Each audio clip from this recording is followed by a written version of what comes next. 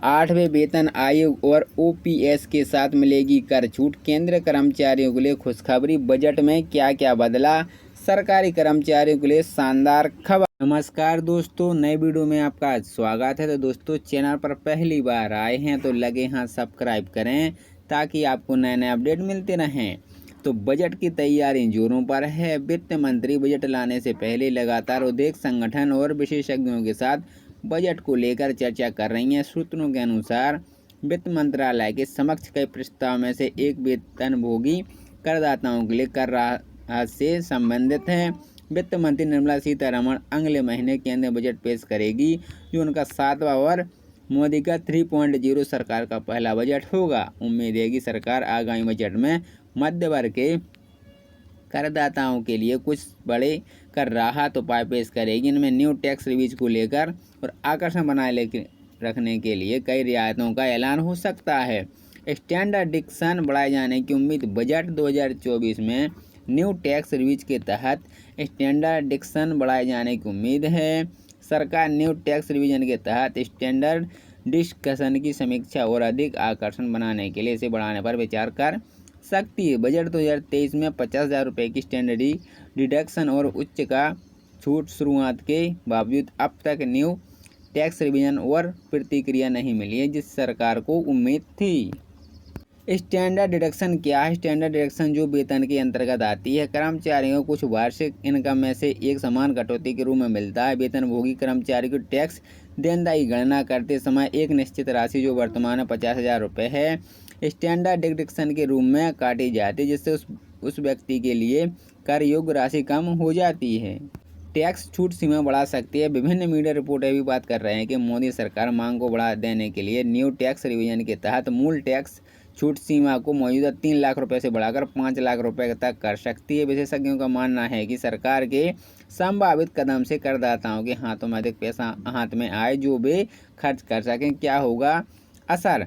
अगर वित्त मंत्री निर्मला सीतारमण टैक्स छूट सीमा को मौजूदा 3 लाख रुपए से बढ़ाकर 5 लाख रुपए करने का फैसला करती है, तो लगभग 7.5 लाख रुपए से 50 लाख रुपए का योग्य आय वाले करदाताओं के लिए कर दे 10,400 रुपये और 4% स्वास्थ्य और शिक्षा उपकरण सहित कम हो जाएगा।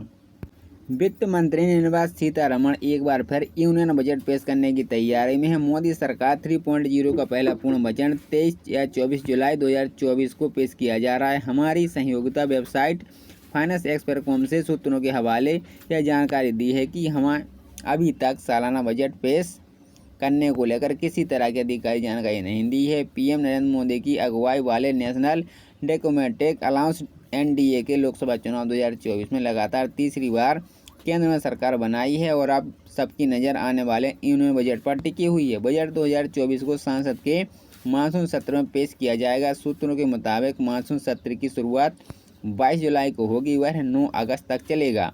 18वीं लोकसभा का पहला स्पेशल सत्र 2024 से शुरू हो चुका है, जो 4 जुलाई तक चलेगा। बता दें कि हाल ही में वित्त मंत्री निर्मला सीतारमण ने 22 जून 2024 को 53वीं जीएसटी काउंसिल की अध्यक्षता की थी और कई वस्तुओं व सर्विसेज पर लगाने वाले जीएसटी से जुड़े कई अलग अलग प्रस्ताव वापस किए हैं। जीएसटी काउंसिल ने जीएसटी रिवीजन के तहत टैक्स रेट को बेहतर करने और सर्विस को छूट लेकर कई सुझाव दिए गए हैं।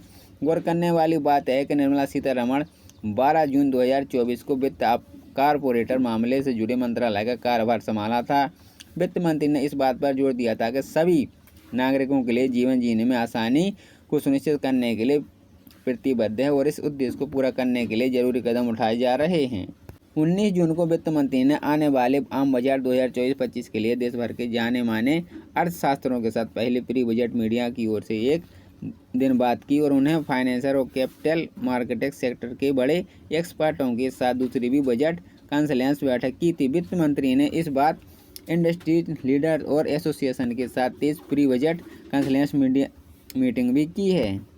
21 जून को वित्त मंत्री निर्मला सीतारमण ने चौथी प्री बजट कंसल्टेंस मीडिया की, जिसमें किसान संगठन और कृषि अर्थशास्त्रियों के प्रतिनिधियों ने हिस्सा लिया था। इस बैठक में वित्त राज्य मंत्री पंकज चौधरी, वित्त सचिव TV Somanathan, chief economic adviser की Anand Nageswaran, department of economy officer secretary और एग्रीकल्चर मिनिस्ट्री के सीनियर अधिकारी शामिल हुए। 22 जून को वित्त मंत्री ने एक राज्य और केंद्र राज्यों के वित्त मंत्री के साथ एक प्री बजट बैठक भी की। इस मीडिया का उद्देश्य जाने वाले यूनियन बजट 2024-25 के लिए सुझाव और जानकारी इकट्ठा करनी थी। इसके साथ 24 जून को एक छठी प्री बजट कंसल्टेंस बैठक हुई, जिसमें ट्रेड यूनियन और श्रम संगठनों ने हिस्सा लिया था।